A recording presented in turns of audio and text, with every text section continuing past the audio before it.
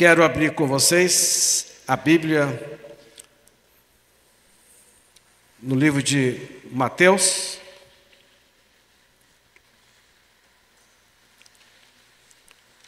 Vamos ler no livro de Mateus, capítulo 26. Diz assim o texto de Mateus 26, em versículo 36. Então Jesus foi com seus discípulos para um lugar chamado Getsêmani e lhes disse: Sentem-se aqui enquanto eu vou ali orar. Levou consigo Pedro, os dois filhos de Zebedeu, começou a entristecer-se e angustiar-se. Disse-lhes então: a minha alma está profundamente triste, numa tristeza mortal.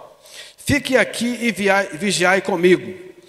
Indo um pouco mais adiante, prostou-se com o rosto em terra e orou: Meu Pai, se possível, se afasta de mim esse cálice.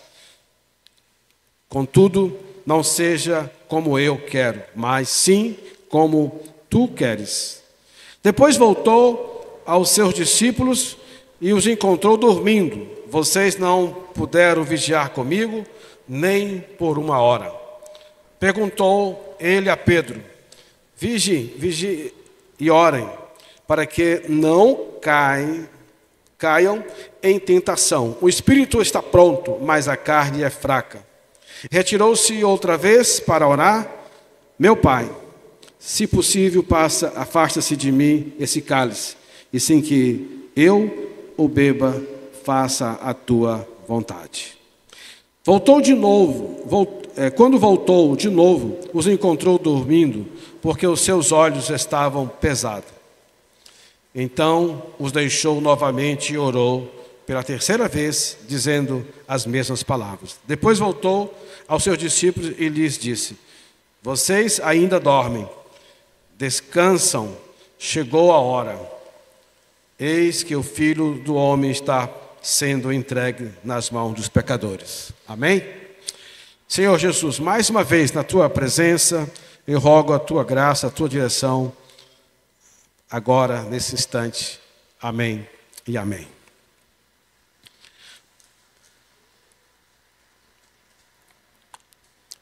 No dia 14 de outubro de 2023, eu fui com a minha esposa para Umuarama, Paraná. No dia seguinte, eu faria dois exames, e fazendo os preparativos para esses exames, a minha bexiga travou.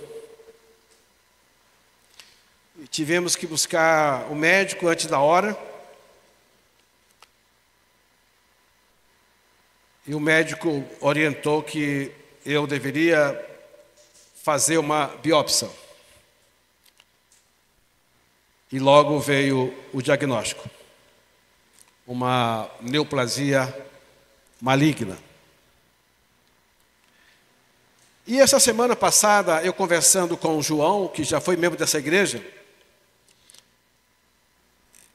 e ele disse assim, com todo carinho, todo respeito, eu entendi o que ele disse: que bom que Deus está permitindo que o Senhor fique um tempo mais conosco.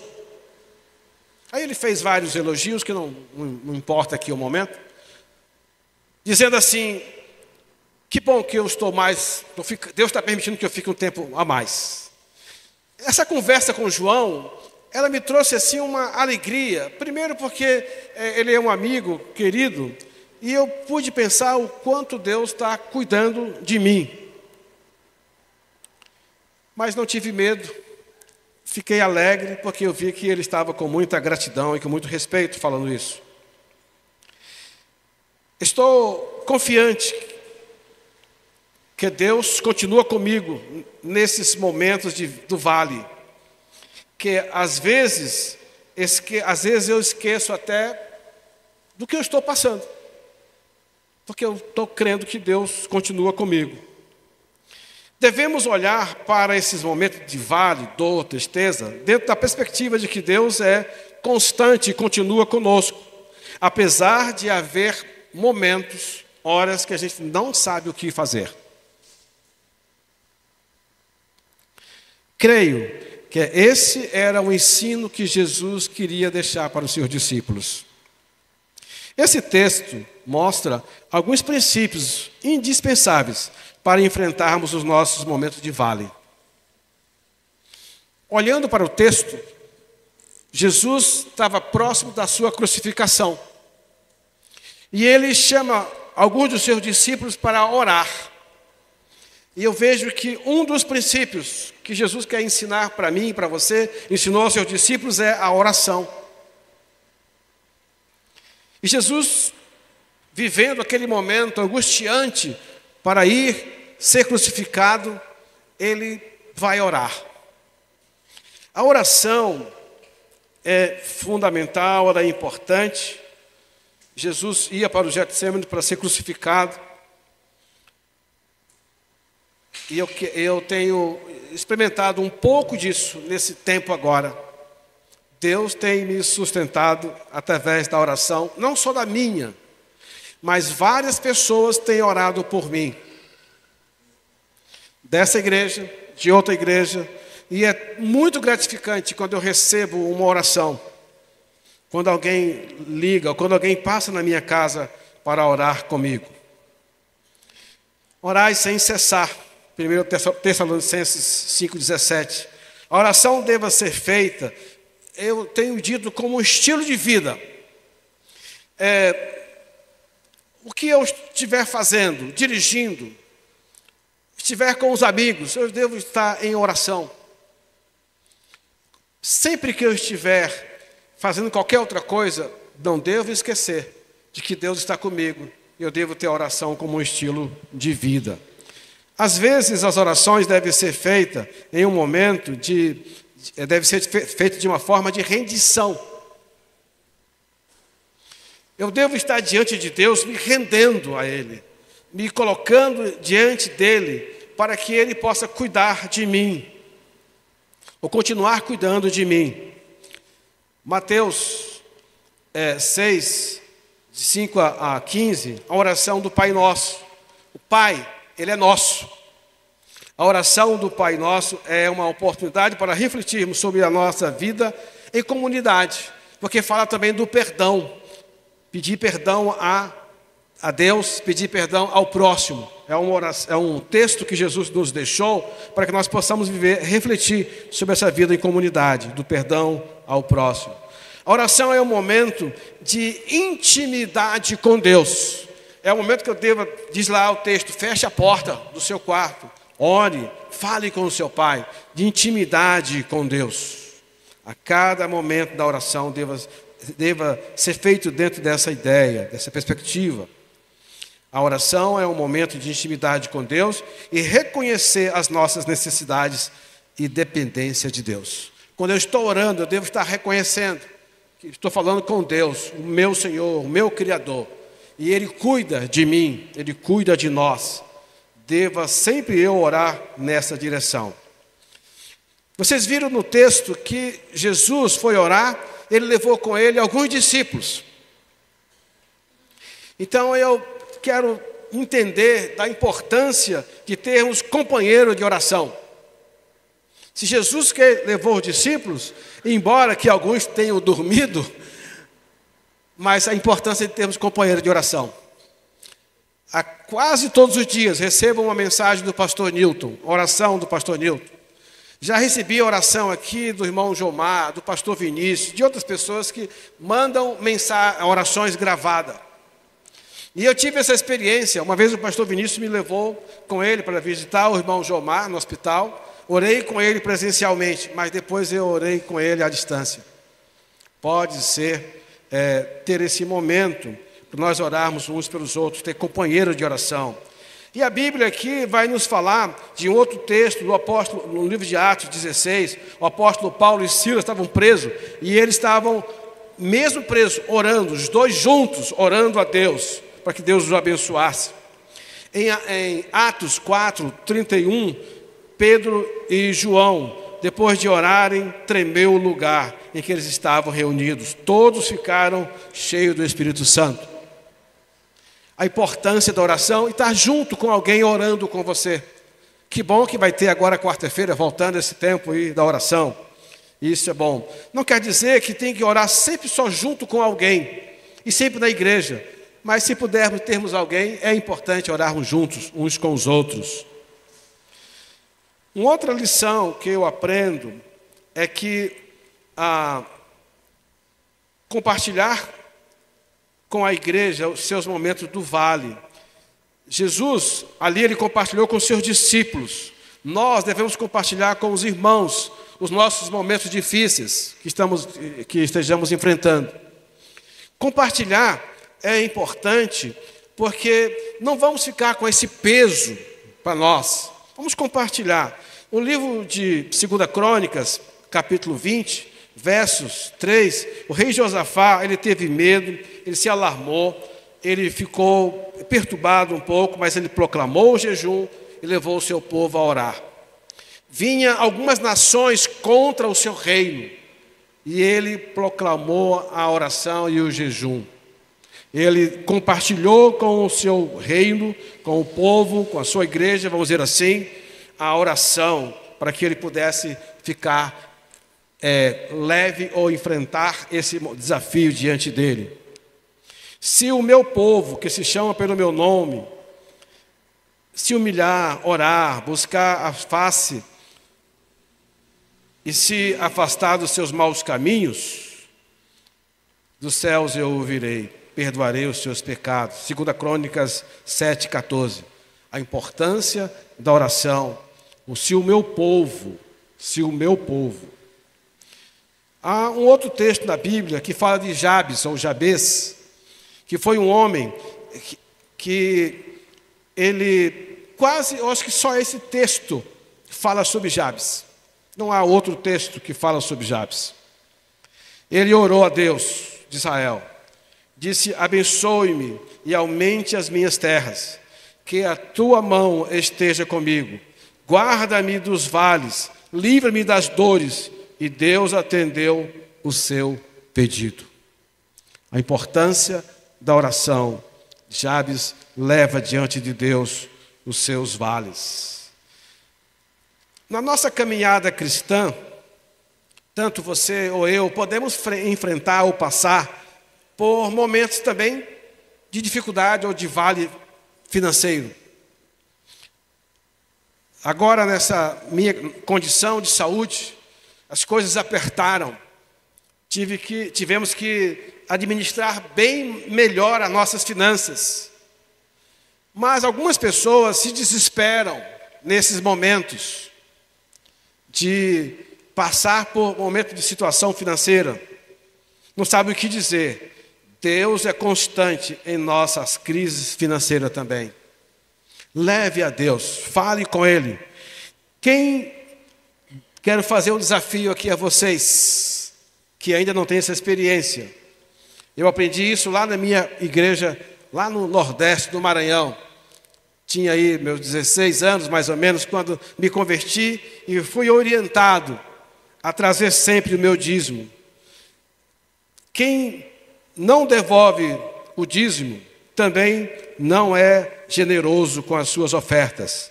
Muito provável estar acreditando que Ele é o seu provedor. Eu é que mando os meus recursos. Eu não vou dar dízimo, eu não vou dar oferta.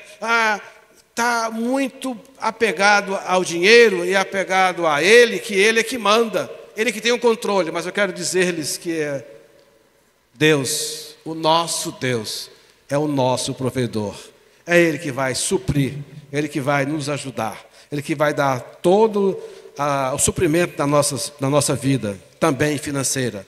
Agora, se eu e você, pela fé, cremos que Deus, como nosso provedor, vamos devolver o dízimo e também ser generoso nas nossas ofertas. Seja generoso nas ofertas, no seu dízimo. E às vezes, aqui temos um exemplo de Abraão, que entregou o seu dízimo a Melquisedeque, o rei de Salém, o rei da paz. Mas às vezes as pessoas que até são dizimistas, elas estão muito apegadas ao percentual. Não, eu só dou porque eu dou assim, esse valor, porque lá está escrito, eu dou um percentual ali, 10%. Não fique preso a percentual. Seja generoso ao dizimar e ao entregar as suas ofertas. Faça esse desafio. Isso vai lhe fazer bem. Eu sempre lembro do pastor Ricardo Barbosa, lá de Brasília. Ele, quando alguém se convertia, ele sempre tinha uma conversa com a pessoa, um momento com ele, sozinho. Aí várias pessoas chegavam na igreja com a vida financeira quebrada, arrebentada. Aí a pessoa dizia assim: pastor, nem sei quando eu vou dar dízimo, eu vou dar oferta nessa igreja, porque eu estou numa situação complicada. E ele ia orando com a pessoa, orientando, e lá, depois que ele passava alguns princípios bíblicos para a pessoa, ele dizia: olha, está no momento de eu fazer um desafio a você. É hora de você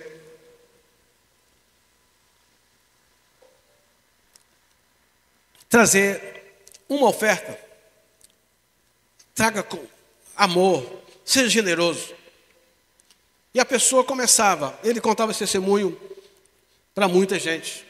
Todos que começavam a dizimar, dar oferta, eles depois chegavam, depois de alguns meses: pastor, não sei o que aconteceu. Deus está me dando a condição de viver sem aquela parte. E a minha vida financeira tem melhorado, tem mudado. É isso que eu quero desafiar você, que ainda não tem esse privilégio de ser um dizimista fiel, um ofertante fiel. E outra coisa, dízimo é dízimo, oferta é oferta. Tudo é bem diferente. Não fique preso ao percentual. Cada um contribua segundo o proposto no seu coração. 2 Coríntios 9, de 6 a 8. E aí nós temos um outro exemplo na Bíblia, que é da viúva pobre. E ela deu o quê? Ela deu a metade? Ela deu as moedinhas que ela tinha, ela deu tudo. Porque ela não estava presa àquela situação. Ela queria abençoar o reino de Deus. E ela deu, segundo o texto, deu muito mais do que aqueles que tinham condição melhor do que ela. Lucas 21, a 4. Salmos 24. Do Senhor é a terra e tudo que nela existe. O mundo, os que nele vivem. É tudo, se é tudo, é de Deus. O dízimo é de Deus, a oferta é de Deus. A oração que vamos fazer é para que Ele possa nos dar força, fé, ânimo e condição de sermos ofertante e dizimista. E aí, traga a oferta e entregue, e entre no átrio, como diz os Salmos. Doem ao Senhor a glória devida ao seu nome. Traga uma oferta e entre nos seus átrios. Entre na comunhão com o Senhor. Há um outro texto muito conhecido, que é Eclesiastes 11, de 1 a 2, vai dizer que da importância das pessoas planejarem a sua vida financeira. O texto traz um exemplo, em uma linguagem: se alguém jogar o pão sobre as águas, depois ele vai buscar e vai encontrar esse pão ali sobre as águas. Diz mais ou menos assim o texto: atire o seu pão sobre as águas, depois de muitos dias você tornará a encontrá-lo. E aí o texto prossegue: reparta o que você tem com 7, até mesmo com 8, pois você não sabe que desgraça poderá cair. Na linguagem de hoje, esse texto é diferente. Diz assim: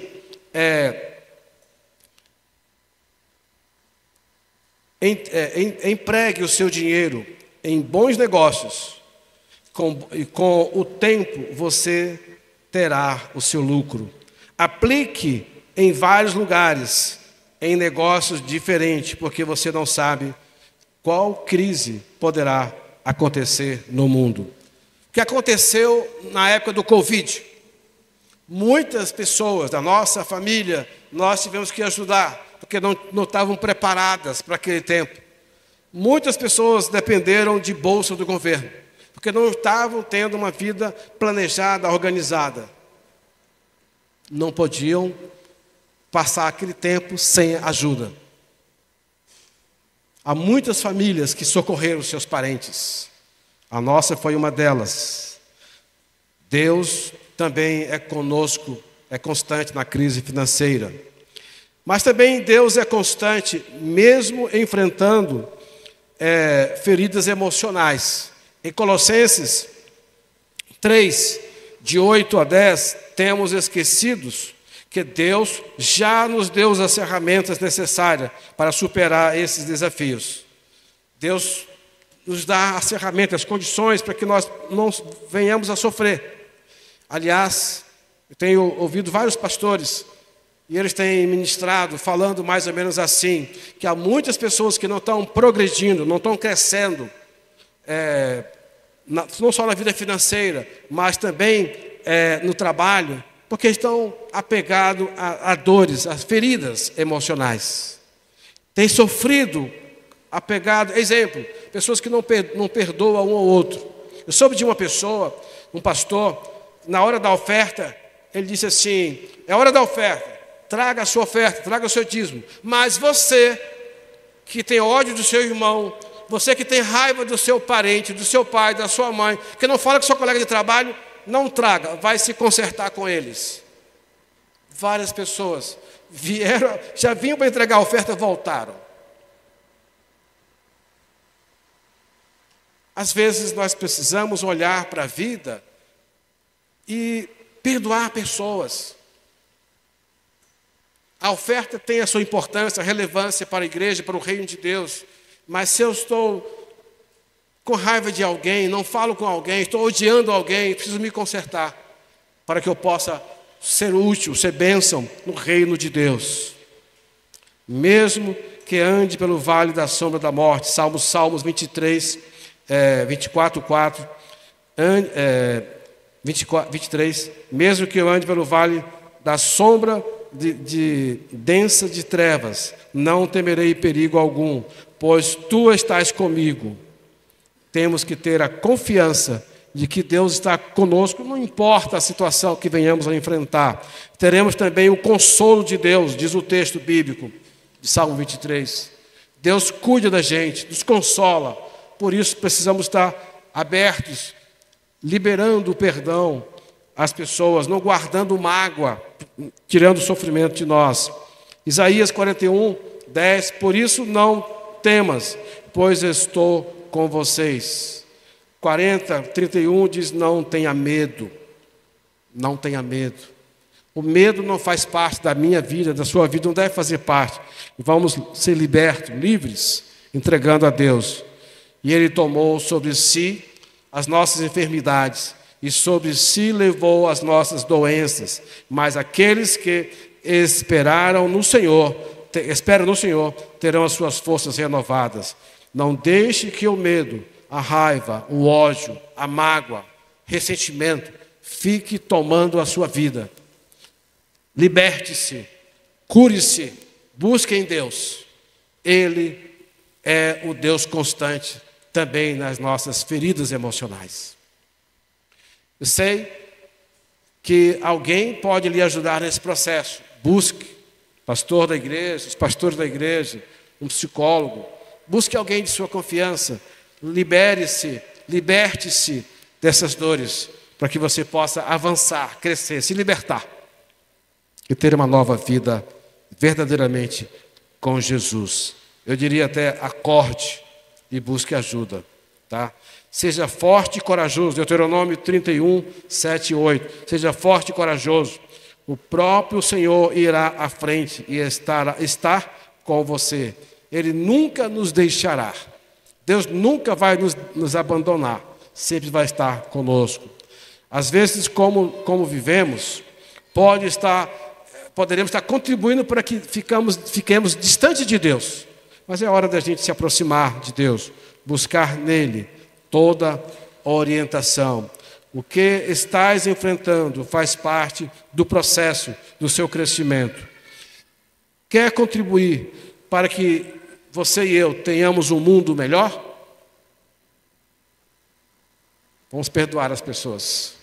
Vamos nos tratar para que tenhamos mais liberdade com Jesus.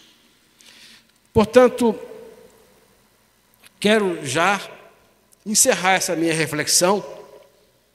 Quando eu estou em outra igreja, eu falo assim, vou falar pouco para poder voltar.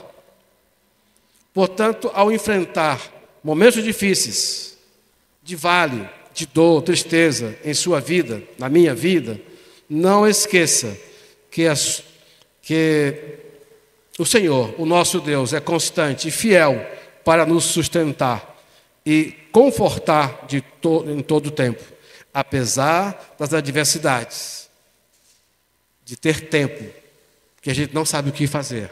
Deus está com você, Deus está comigo. Deuteronômio 7:9. Devemos continuar a nossa caminhada cristã sempre olhando para os momentos do vale dentro da perspectiva de que Deus é constante conosco. Deus é constante conosco, apesar de haver tempo que nós não sabemos o que fazer.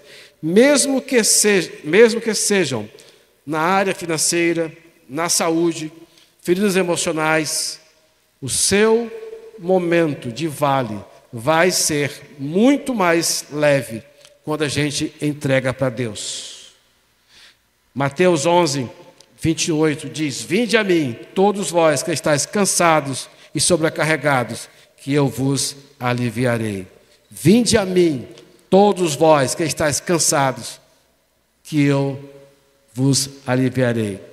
Quem tem medo, quem tem problemas financeiros, problema de saúde, é hora de não ter medo e entregar a Jesus. Que Ele possa me confortar, que Ele possa me animar, que Ele possa continuar comigo, e eu buscando sempre a Ele, crendo, acreditando nele.